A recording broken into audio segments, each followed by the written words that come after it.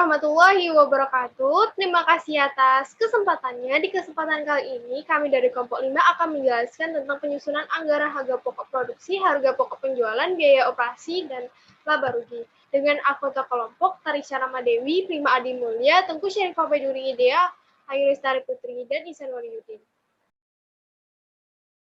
Assalamualaikum warahmatullahi wabarakatuh. Terima kasih atas kesempatannya. Perkenalkan, nama saya Prima Adi Mulya. Di sini saya akan menjelaskan harga pokok produksi, yaitu semua biaya yang telah dikorbankan dalam proses produksi atau kegiatan mengubah bahan baku menjadi produk selesai yang meliputi biaya bahan baku, biaya tenaga kerja langsung, dan biaya overhead pabrik. Berikut ini adalah pengertian harga pokok produksi menurut para ahli, yaitu yang pertama, menurut Mulyadi, harga pokok produksi adalah biaya yang dikeluarkan dalam pengolahan bahan baku menjadi produk.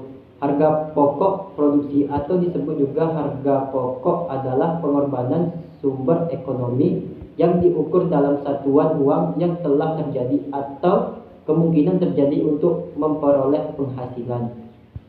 Yang kedua, menurut Bustami dan Nurlela, harga pokok produksi adalah kumpulan biaya produksi yang terdiri dari bahan baku langsung, tenaga kerja langsung, dan biaya overhead pabrik.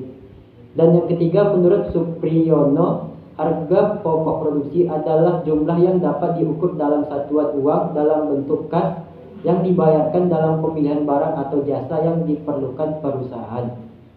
Baiklah, yang selanjutnya saya akan menjelaskan penentuan harga pokok produksi. Yang pertama, menentukan harga jual produk, dan yang kedua, memantau realisasi biaya produk yang digunakan untuk menentukan harga pokok produksi sebuah perusahaan yang menghasilkan produk pesanan. Dan yang ketiga, menghitung laba rugi periodik. Dan yang terakhir, menentukan harga pokok persediaan produk jadi dan produk dalam proses yang disajikan dalam neraca. Baiklah, yang selanjutnya akan dijelaskan oleh rekan saya. Terima kasih atas kesempatannya. Saya Ihsan Waliuddin, NIM 2019-410781. Di sini saya akan menjelaskan tentang unsur-unsur harga pokok produksi. Yang pertama itu adalah biaya bahan baku. Yang kedua adalah biaya tenaga kerja. Yang ketiga adalah biaya overhead pabrik. Biaya bahan baku adalah besarnya penggunaan bahan baku yang dimasukkan ke dalam proses produksi untuk menghasilkan produk jadi. Sedangkan biaya tenaga kerja adalah biaya yang harus dikeluarkan untuk membayar pekerja yang terkait langsung dengan proses produksi untuk menghasilkan produk jadi. Yang ketiga adalah biaya overhead pabrik, yaitu biaya produksi yang dikeluarkan perusahaan selain biaya bahan baku dan biaya tenaga kerja langsung. Biaya overhead pabrik meliputi biaya pembantu atau penolong, biaya penyusutan aktiva pabrik, biaya sewa gedung pabrik, dan biaya overhead lain-lain. Dan slide selanjutnya saya akan menjelaskan tentang metode pengumpulan harga pokok produksi. Yang pertama adalah metode harga pokok pemesanan atau istilahnya job order costing, yaitu metode harga pokok pesanan, yaitu metode pengumpulan harga pokok di mana biaya dikumpulkan untuk setiap jenis pemesanan dalam kontrak atau jasa secara terpisah, dan setiap pemesanan atau kontrak dapat dipisahkan identitasnya. Yang kedua adalah metode harga pokok proses, yaitu proses costing. Metode harga pokok pengumpulan harga pokok produk di mana biaya dikumpulkan untuk biaya satuan waktu tertentu, misalnya bulan, triwulan, semester, dan tahun. Baik, terima kasih atas kesempatannya. Di sini saya Tengku Syarifah Baiduri akan menjelaskan harga pokok penjualan. Nah, harga pokok penjualan dikenal dengan nama singkatnya HPP, yang merupakan salah satu komponen dari laporan laba rugi yang menjadi perhatian manajemen perusahaan dalam mengendalikan operasional perusahaan.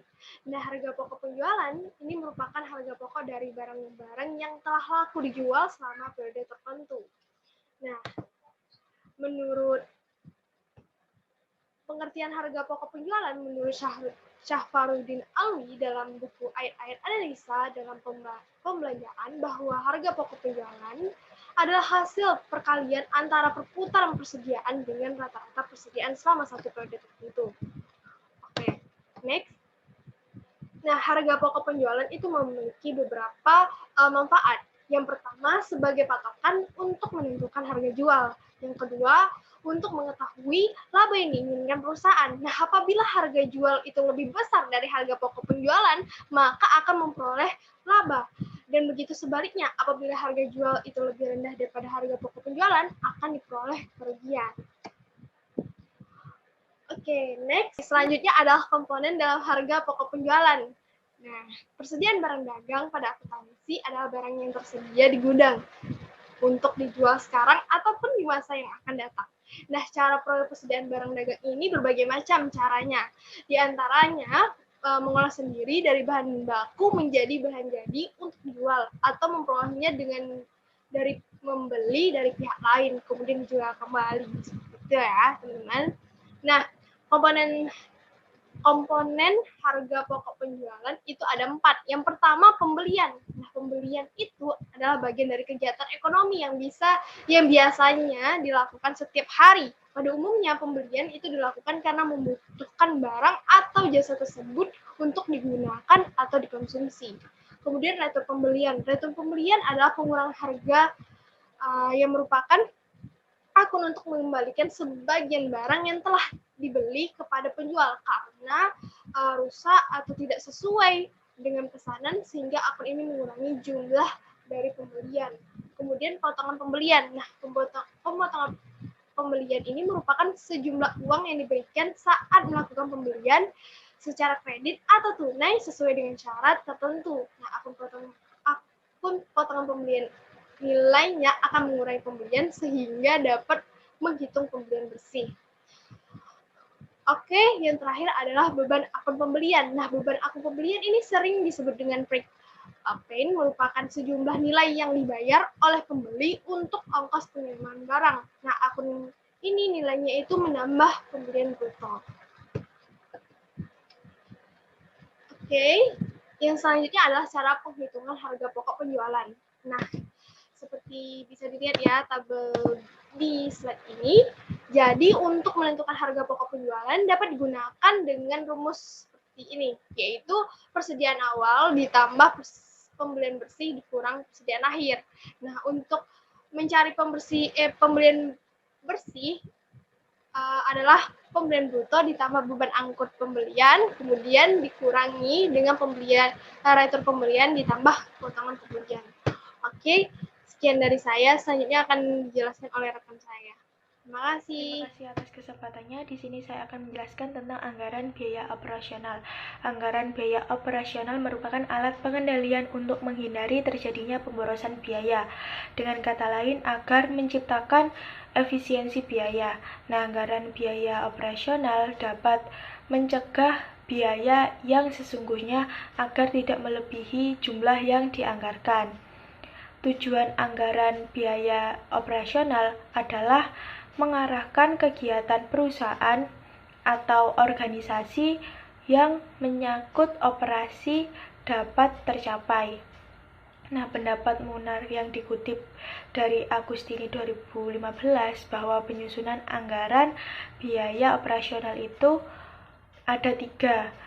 Yang pertama, ada anggaran biaya tetap atau fixed cost budgeting. Yang kedua ada anggaran biaya variabel atau variable cost budgeting. Dan yang terakhir ada anggaran biaya semi variabel. Selanjutnya saya akan menjelaskan tentang faktor yang mempengaruhi biaya operasional. Penentu besar kecilnya anggaran biaya operasional akan didasarkan pada kebijakan manajemen perusahaan. Nah, perusahaan akan berusaha mengurangi atau menghapuskan beban usaha dimaksud dimaksudkan untuk meningkatkan laba operasi pada periode penganggaran. Nah, dalam penyusunan anggaran beban usaha ada beberapa faktor yang mempengaruhinya. Nah, menurut Harlianto 2011, faktor-faktor yang mempengaruhi penyusunan anggaran biaya operasional sebagai berikut. Yang pertama ada anggaran penjualan. Nah, faktor yang mempengaruhi penyusunan anggaran penjualan adalah yang pertama ada rencana tentang kualitas dan kuantitas barang yang akan dijual selama periode mendatang. Nah, walaupun secara tidak langsung anggaran penjualan mempengaruhi besar kecilnya biaya penjualan. Nah, jumlah penjualan yang besar akan meningkatkan aktivitas-aktivitas di bagian penjualan yang secara tidak langsung akan mengakibatkan peningkatan biaya penjualan. Sebaliknya, jika jumlah penjualan yang kecil akan mengurangi aktivitas-aktivitas di bagian penjualan yang secara tidak langsung akan mengakibatkan penurunan biaya penjualan. Nah, yang kedua ada berbagai standar biaya yang telah ditetapkan oleh perusahaan yang berkaitan dengan biaya penjualan. Dan yang ketiga ada sistem pembayaran upah atau gaji yang digunakan oleh perusahaan. Nah, khususnya yang dibayarkan kepada karyawan bagian penjualan. Yang keempat, ada metode depresiasi yang digunakan oleh perusahaan khususnya terhadap aktiva tetap yang di lingkungannya bagian penjualan. Yang kelima, ada metode alokasi biaya yang digunakan oleh perusahaan untuk membagi biaya-biaya yang semula merupakan satu kesatuan, yaitu biaya bersama, menjadi beberapa kelompok sesuai dengan tempat di mana biaya tersebut terjadi. Selanjutnya adalah anggaran biaya administrasi dan umum. Nah, sedangkan faktor-faktor yang mempengaruhi penyusunan anggaran biaya administrasi dan umum antara lain yang pertama ada jumlah penjualan yang besar akan meningkatkan aktivitas-aktivitas di bagian penjualan yang secara tidak langsung akan mengakibatkan peningkatan aktivitas bagian administrasi dan umum pada akhirnya akan meningkatkan biaya administrasi dan umum. Nah, sebaliknya jika jumlah penjualan kecil maka akan mengurangi aktivitas-aktivitas di bagian penjualan yang secara tidak langsung akan mengakibatkan penurunan aktivitas bagian administrasi dan umum pada akhirnya akan menurunkan pula biaya bagian administrasi dan umum. Nah, yang kedua ada anggaran unit yang diproduksi, jumlah unit produksi yang besar akan meningkatkan aktivitas di bagian administrasi dan umum yang secara tidak langsung akan mengakibatkan peningkatan aktivitas bagian administrasi dan umum. Pada akhirnya akan meningkatkan biaya administrasi dan umum, begitu pula sebaliknya. Yang ketiga ada berbagai standar yang ditetapkan perusahaan berkaitan dengan biaya bagian administrasi dan umum. Dan yang keempat ada sistem pembayaran upah atau gaji yang digunakan perusahaan yang berkaitan dengan biaya administrasi dan umum. Yang kelima ada metode depresiasi yang dipakai oleh perusahaan. Nah, khususnya terhadap aktiva tetap yang ada di lingkungan bagian administrasi dan umum. Yang keenam ada metode alokasi biaya yang digunakan oleh perusahaan untuk membagi biaya yang semula merupakan biaya bersama menjadi beberapa kelompok sesuai dengan tempat di mana biaya tersebut terjadi. Terima kasih, selanjutnya akan dijelaskan oleh rekan saya. Assalamualaikum warahmatullahi wabarakatuh. Terima kasih atas kesempatannya. Di Di sini saya Tarisha Rahmadewi dengan NIM 2019-410766 ingin menjelaskan tentang prosedur penyusunan anggaran biaya operasional. Prosedur penyusunan anggaran biaya operasional pada dasarnya tidak jauh berbeda dengan prosedur penyusunan anggaran secara umum dalam suatu perusahaan. Namun, yang perlu diperhatikan adalah keterlibatan faktor-faktor yang mempengaruhi tingkat pengeluaran operasional dalam proses penyusunan anggaran biaya operasional. Pendapat Herlianto bahwa prosedur penyusunan anggaran biaya operasional secara umum yaitu yang pertama, mengenali informasi masa lalu dan lingkungan eksternal yang diantisipasi untuk mengetahui kekuatan, kelemahan, kesimpulan, dan tantangan yang dihadapi oleh perusahaan. Yang kedua yaitu menyusun perencanaan yang strategis dan program-program untuk menentukan tujuan perusahaan. Yang ketiga yaitu mengkomunikasikan tujuan organisasi jangka panjang, khususnya dalam hal biaya operasional, strategi, dan program-program kerja. Yang keempat, memilih taktik mengkoordinasikan kegiatan, mengawasi kegiatan, artinya memilih cara yang akan digunakan untuk mencapai tujuan.